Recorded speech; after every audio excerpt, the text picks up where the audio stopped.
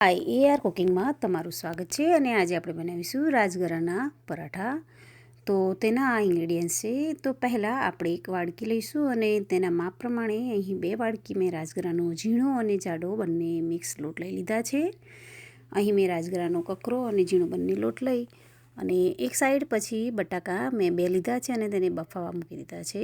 તેના પછી આ લોટમાં આપણે મસાલા કર્યા છે. તો મસાલામાં મેં તલ લીધા છે, તે 1 થી 2 ચમચી જેટલા લીધા છે. પછી તેમાં મીઠું એડ કરી દેવાનું. મીઠું અહીં મેં ફરાળી મીઠું એડ કર્યું છે. તમે સાદું પણ મીઠું એડ કરી શકો છો. અને પછી આપણે બંને વસ્તુ મિક્સ કરી અને તેમાં આપણે શેકેલા જીરાનો પાવડર છે તે એડ કરી દેવાનો. અહીં મેં શેકેલું જીરું રાખું જ છું એટલે એ એડ કર્યું છે. તમે જીરાને ક્રશ કરી અને પછી એડ કરી શકો છો. અને ખાંડ મેં 1 થી 1.5 સ્પૂન જેટલી એડ કરી છે. તમે ન એડ કરવા માગતા હોય તો પણ ચાલી શકે છે. અને અહીં લીલા મરચાંની પેસ્ટ મેં બનાવી છે.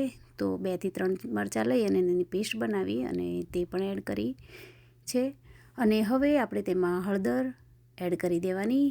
અને એક સાઈડ મેં બટાકા બફાઈ ગયા છે તો તેને પણ હું એક સાઈડ ક્રશ કરી દઉં છું. તમે જોઈ શકો છો.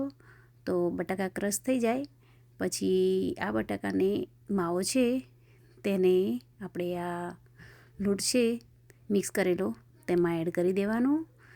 બટાકાનો માવો એડ થઈ ગયા પછી આપણે તેમાં કોથમીર જે સમારીને રાખી છે તે એડ કરી દઈશું. અને કોથમીર એડ થઈ ગયા પછી આપણે તેમાં અહીં મેં સિંગ તેલ લીધું છે. તો એટલે કે ઉપવાસમાં માટે હું યુઝ કરું છું માટે તો તે 2 થી 3 ચમચી જેટલી એડ કરવી. અને પછી આપણે તેમાં દહીં એડ કરી દઈશું. દહીંની જગ્યાએ તમે લીંબુ પણ એડ કરી શકો છો, પણ હું દહીં એડ કરી અને લોટ પણ બટાકાનો માવો અને દહીંથી જ લોટ બંધાઈ જશે. તો અહીં મેં 1 થી 2 સ્પૂન જેટલું મોળું દહીં લીધું છે. અને તમે જોઈ શકો છો કે આપણે તેને હવે લોટ બાંધી દઈશું. તો લોટ આપણો ઓલમોસ્ટ બંધાઈ ગયો છે. હવે આ લોટના આપણે પરાઠા બનાવી લઈશું, એટલે કે થેપલા જેવું બનાવી લઈશું. તો અહીં આપણે આ પરાઠા છે તેને જે વેલણ અને આંગળી છે તેને ગોળ ગોળ ફેરવતા જવાનું છે અને રોટલી વણતું જવાનું છે, જેથી આપણી રોટલી તૂટી ન જાય. કેમ કે રાજગરાના લોટનો જે છે તે જલ્દી તૂટી જતી હોય છે, એટલે ધ્યાન રાખી અને તેને વણી લેવી. અને વેણાઈ ગયા પછી આપણે તાવેતાની મદદથી ઉખાડી અને પછી આપણે ચડવા મૂકી દઈશું. તો આપણે તે વાતનું ખાસ ધ્યાન રાખવાનું.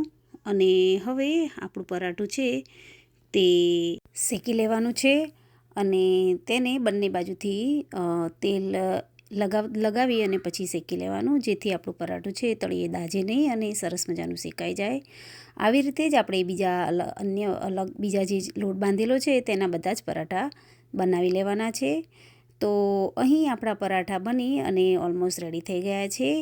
આ પરાઠા આપણે ઉપવાસમાં બનાવતા હોઈએ છીએ અને તેને આપણે દહીં સાથે સર્વ કરીએ છીએ. અહીં આપણે દહીંમાં થોડુંક ખાંડ નાખી અને તેને આપણે સર્વ કરીએ છીએ.